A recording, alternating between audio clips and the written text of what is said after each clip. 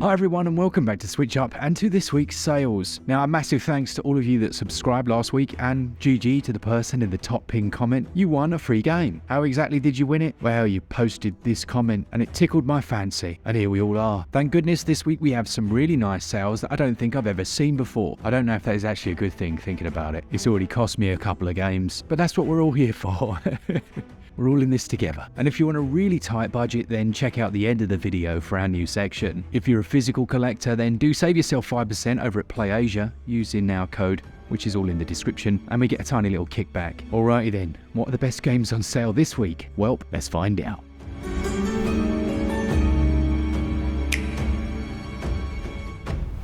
Let's kick things off then with What Remains of Edith Finch, which is a first-person, narrative-driven adventure, and it is flipping weird. You're moving through this strange house based around the titular family, and you essentially get small flashbacks and stories which gradually explain the history of these people. It's a little unnerving, no spoilers, the bathtub scene, but it is also quite an exceptional example of how games can tell compelling stories using mainly visuals and audio without directly giving you everything on a plate. It holds an open critic score of about 86%. We've also got a review of it on the channel, and it's currently 75% off, with that sale going on until April the 26th. Then I thought I wouldn't forego the kids pick this week, and it's the game Alba, A Wildlife Adventure, which is predominantly a feel-good adventure game where you play as a young girl called Alba, who essentially walks around trying to help people, trying to save wildlife by taking photographs of it, and it's completely charming. To give you an idea, within the first 5 minutes you'll save a dolphin, and there's a storyline that focuses on a corporation trying to build on land that's otherwise preserved. Now, although it's a kid's pick, I played through this one in about 1 or 2 sittings. It's not very long, and it's interesting because I've been reading about the flow state of gaming. There's quite a lot of scientific research now on why gaming is so enjoyable and not a negative, well, at least not for everyone. And the enjoyment and relaxation that can be provided by a cozy game like this has been scientifically proven to massively reduce stress levels, which I really wish I knew when I was 10 years old and my mum was moaning at me to get off the computer. As I say, this sale goes on until April the 28th, so pick it up. You've probably heard me talk about Ashen a number of times in these sales series, but when it's down 75%, and I've also been playing the DLC recently, which is also available on Switch if you want to check that out, I think it's a good time to mention it. This one's going to appeal to Souls fans. It has stamina-based combat, dodging and rolling, dying over and over again, wondering why on earth you're doing it, and then trying it again. Now, I don't know if this one falls into the same category as the previous game. I'd suggest that the Souls-like titles are more of a dopamine loop, where the main reward here is being able to overcome seemingly impossible challenges. It's funny because I don't find Souls-like stressful, but I know a lot of people do. There's got to be something said for being able to accept failure and then still try again as a positive, in my opinion. It's all very philosophical this week, isn't it? Just was such an interesting article. I thought maybe you guys would be interested in it as well. The gameplay of Ashen, though, is quite open world, and there are these 3 large boss enemies that are essentially deities that you have to defeat. You build up a town, you can add people to it. But yeah, if you haven't tried the expansion, I suggest it. It's quite tough, but it's very fun. Let's jump over to a newer game then, one that I've added to my backlog this week. It's Ghost of a Tale, which is an action-adventure that features a little mouse as the main character. It's all set within a medieval world, and being incredibly shallow, I just looked at the Metacritic of 77%, the price, and went, yeah, I'll buy that, and I've been enjoying it so far. The gameplay has a mixture of stealth, solving puzzles, there's combat here as well, and I've got to be honest, I don't really know how. I had never heard of this at all. I feel like I'd never even seen it. It wasn't too expensive, and it is nice to play something a little bit different.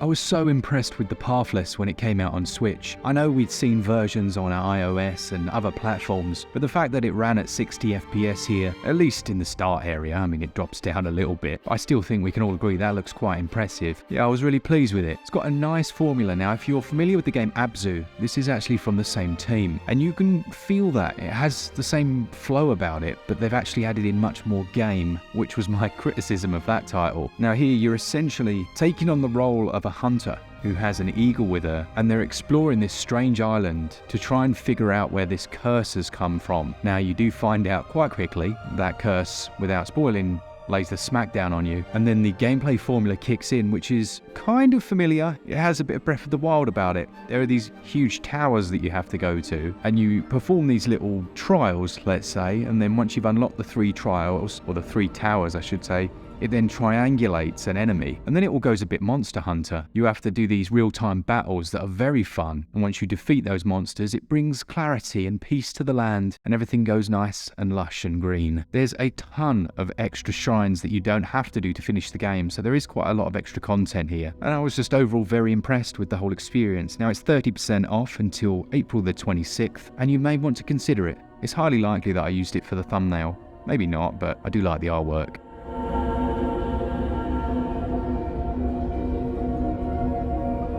Soldiers, yes, finally. It is now up to its version 8.0 in terms of patches. Another patch just came out the other day. This is a brilliant little puzzle Metroidvania. I remember playing this at an expo way back in the day, and there were a number of issues, and those persisted until it launched, but they've gradually fixed it up so much. I'm really impressed. Now, you can choose 3 different archetypes, one of them close range, one ranged, and I believe one magic, which adds a lot of replayability because they all play very differently. It has all your usual Metroidvania elements, checkpoints, some permanent character skill upgrades, but I love the world. It's got an excellent world. One of those where every time you move to a new area, you feel like you're going to see something new, and you generally do. Now, as I say, it launched with quite a few issues. There are still some long load times between sections, but as far as performance and bugs go, it's in a much better state now. At the moment, it's 25% off, and I really can't recommend it enough. I think it's brilliant. If you like this genre, I'm almost certain you'll have a good time, but do let me know down in the comments if you pick this one up. I'm hoping to add this to an all patched up.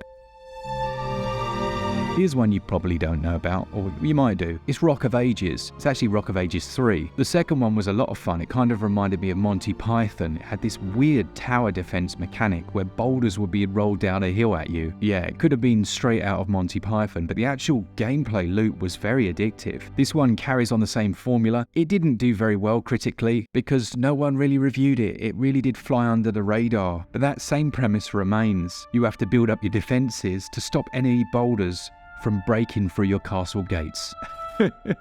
It's absolutely mad. There is a local and online multiplayer mode, I believe, where up to 4 people can compete against each other. At 90% off, this definitely could have been one of the Savaloys selections, but yeah, if you're after something completely off the wall and you want to try something that might make you chuckle, then consider Rock of Ages 3.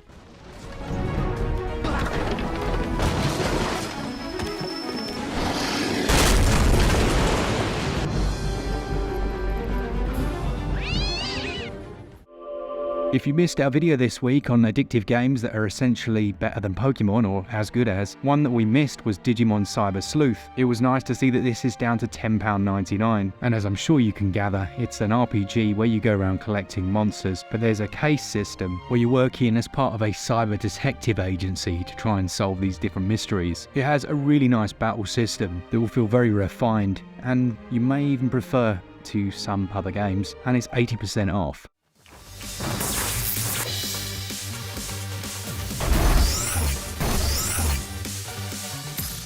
Neon White was one of my games of the year. Was it 2 years ago? A year ago? And it was very unusual. It's essentially a first-person, parkour-based action game. But on the other side of it, it is a most bizarre visual novel. This might sound like an unbelievably weird combination and potentially something that's not going to be fun, but it's such a good game. There's almost a speedrunning element to those parkour sections, and there are different times that you'll have to achieve to get different scores. And of course, you'll be able to see all of your friends' scores online and try and beat those. Don't worry though, the lowest time, I guess, to pass through each stage, it's pretty easy. And it uses an interesting card system whereby the cards are weapons, so as you pick them up, when you throw them, that's how you use them. So you'd like throw it to do a double jump, throw one as a weapon. All very unusual, but yeah, really nice and good to see developers doing something a bit unique.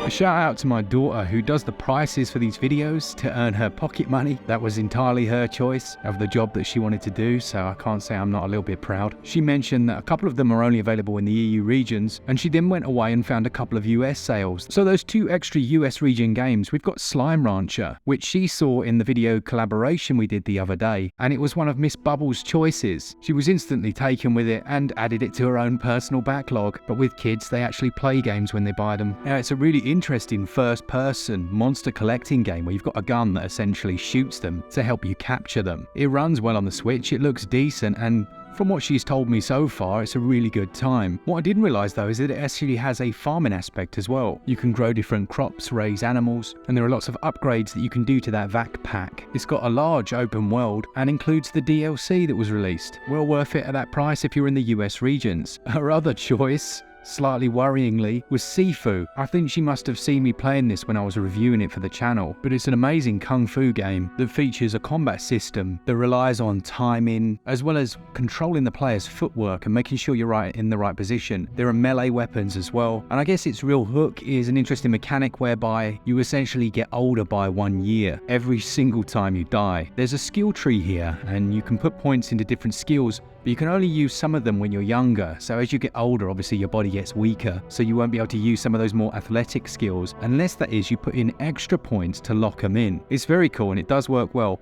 I'm not going to lie, I did have to play this one on an easier difficulty mode because it's brutal. Really enjoyable, and yeah, good choice if you're in the US regions. Nice one, thanks for that, daughter, you did a good job.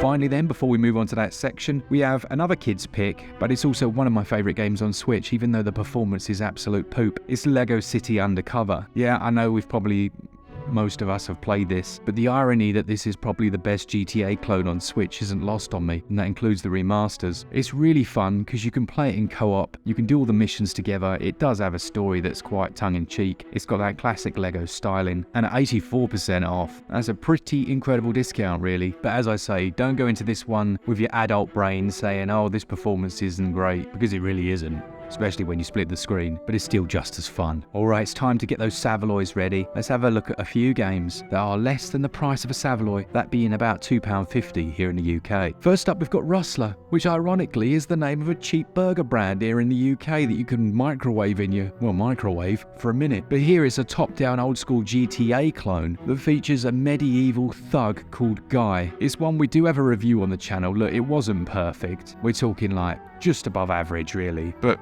you know, riding around on a horse, carrying out all of these different crimes and things in this medieval world with a good bit of humour in there as well. It's definitely worth it at these prices. That sale goes on until April the 27th. Then we've got a normal lost phone. That might not sound like a good idea for a game, it sounds more like something someone's just reported to the police, but this one's a narrative adventure about someone that finds a lost phone, and then the whole thing cleverly takes place as you're trying to explore through the phone, look through its contents, and unravel the story. Now, what I like about this is it does have that voyeuristic nature to it. Let's be honest, all of us would like to pick up someone else's phone and have a little read and see how I guess it's like your diary, isn't it, these days? But yeah, you'll find out about their relationships, their own identity, the things that they're struggling with, and through that you'll piece together a bit of a mystery. Now at the moment this one is 70% off, very cheap, and well worth that price until April the 28th. Last but not least, we have Lost Worlds Beyond the Page. It's a puzzle platformer that tells the story of a young girl who's called Izzy, and she's trying to get over the loss of her grandmother. It's got quite a cool mechanic where you have to use words to solve puzzles, and it's very much an emotive experience, focusing on the feelings and the issues that she's dealing with since that loss. That one's 85% off until April the 27th. So that is it. Hopefully you enjoyed this. I think that was quite a fresh list. There's a couple in there that we've seen a few times. There's also a lot of new ones, and